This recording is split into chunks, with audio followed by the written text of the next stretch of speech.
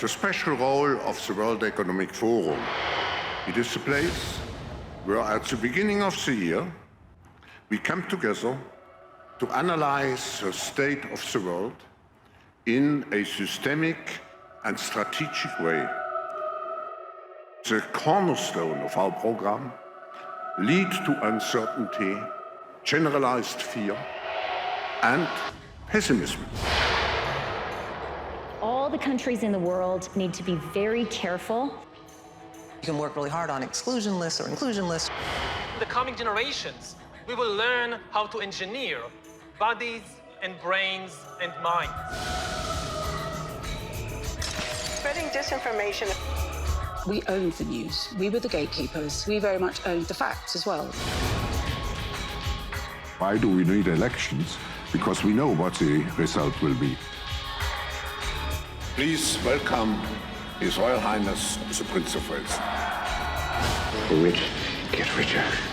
There is no economic growth. Individual carbon footprint tracker. Certainly that it was digital, and certainly that it was biometric. We will have new vaccines. Combine brainwave activity together with other forms of software and surveillance technology, the power becomes quite precise. Bring into a new world order. That new world order.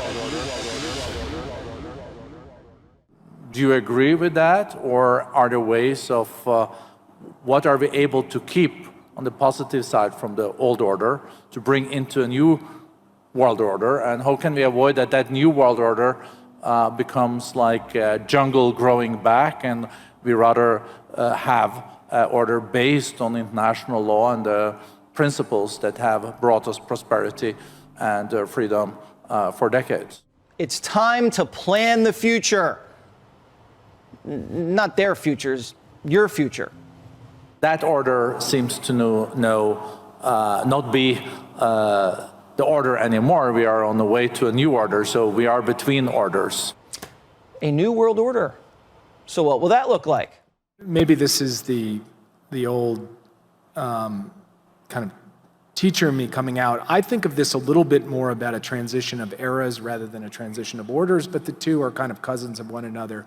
The reason I draw the distinction is because I don't think the international order built after 1945 is getting replaced wholesale with some new order.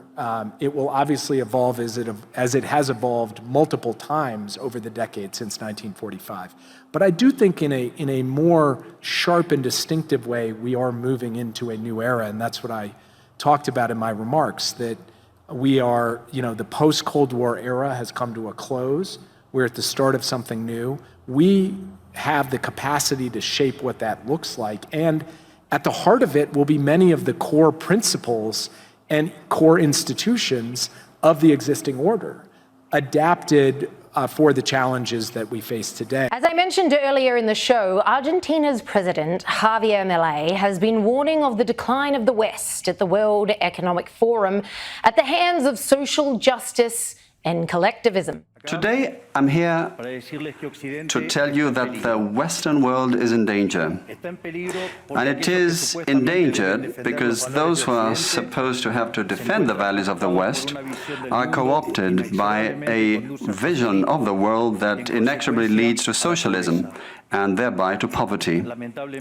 Unfortunately, in recent decades, motivated by some well-meaning individuals willing to help others, and others motivated by the wish to belong to a privileged caste, the main leaders of the Western world have abandoned the model of freedom for different versions of what we call collectivism. So it's no wonder why globalists in Davos are worried about the 2024 election. They think, by the way, a Trump victory is a lock, and they're not happy about it, not one bit. Turns out globalists don't like an America First agenda. The world's plutocracy hasn't forgotten how Trump slapped down tariffs on China and pulled out of the Paris Accords, forced NATO countries to pay their fair share, and went heavy on American energy independence. Trump disrupted the global hegemony. The president of Argentina gave a full-throated speech in support of capitalism and free markets earlier this week in Davos. I would have loved to hear some of the grumbling in response from Davos after that speech.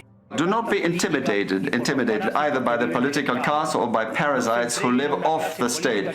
Do not surrender to a political class that only wants to stay in power and retain its privileges. Do not surrender to the advance of the state. The state is not the solution. The state is the problem itself. You are the true protagonists of this story. And rest assured that as from today, Argentina is your staunch, unconditional ally. Thank you very much, and long live freedom. Damn it. Long live freedom. Damn it. Liz, could this guy get any better? And Klaus Schwab, he must have been squirming in his seat. Absolutely. Milei literally climbed into the belly of the beast just to implode.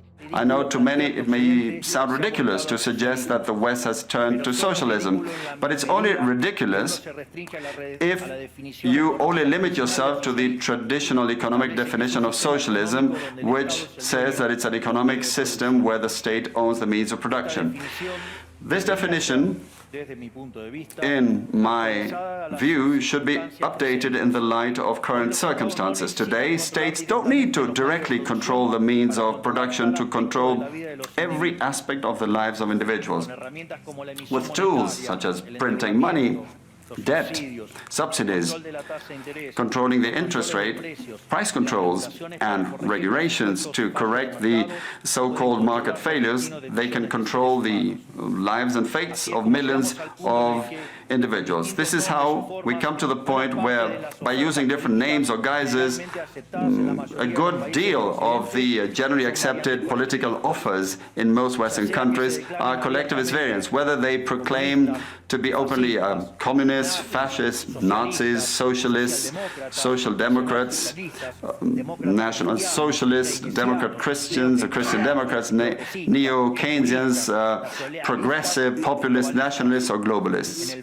At bottom, there are no major differences. They all say that the state should steer all aspects of the lives of individuals. They all defend a model contrary to that one which led humanity to the most spectacular progress in its history. I'm not sure if you've noticed, but Joe Biden can have a hard time getting his point across sometimes. We brought Israelis and Palestinians together at a political level, and Aqaba and as well as Shram. America is a nation that can be defined in a single word.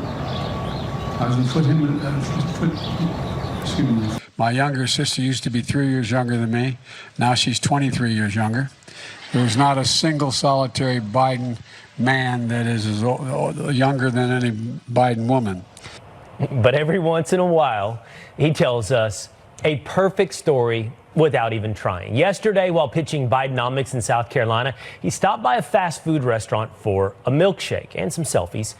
If you look over his shoulder, you can see the cost of a value meal, $7.69. Now, here's the thing. He went to the same chain 3 years ago, and the cost of that same value meal was $5.99. It's almost 30% more expensive now. And if that doesn't sum up Bidenomics, I don't know what does. Joe doesn't notice the price hike, but why would he? The average American does, and they're ready to let him know at the polls in November. Another conflict presented by socialists is that of humans against nature, claiming that we human beings damage the planet, which should be protected at all costs, even going as far as advocating for population control mechanisms or the bloody abortion agenda. Unfortunately, these harmful ideas have taken a strong hold in our society.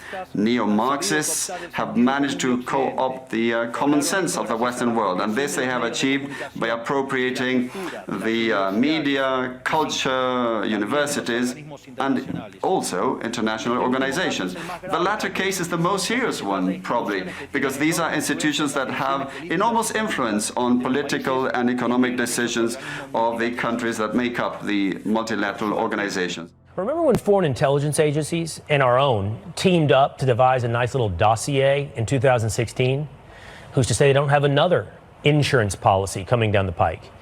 In the meantime, they're making the green energy industry too big to fail. Madame Lagarde? I'd love to follow up on what Christian is saying. I think the best Defense, if that's the way we want to look at it, is attack. Rally the investment that we badly need for the transition towards a greener economy. It will cost no less than 620 billion per year to actually move the green transition further into the hope of a clean energy environment and a serious reduction of our CO2 emission. And it will cost 120 billion per year as well to develop the digitalization that we need. You heard her.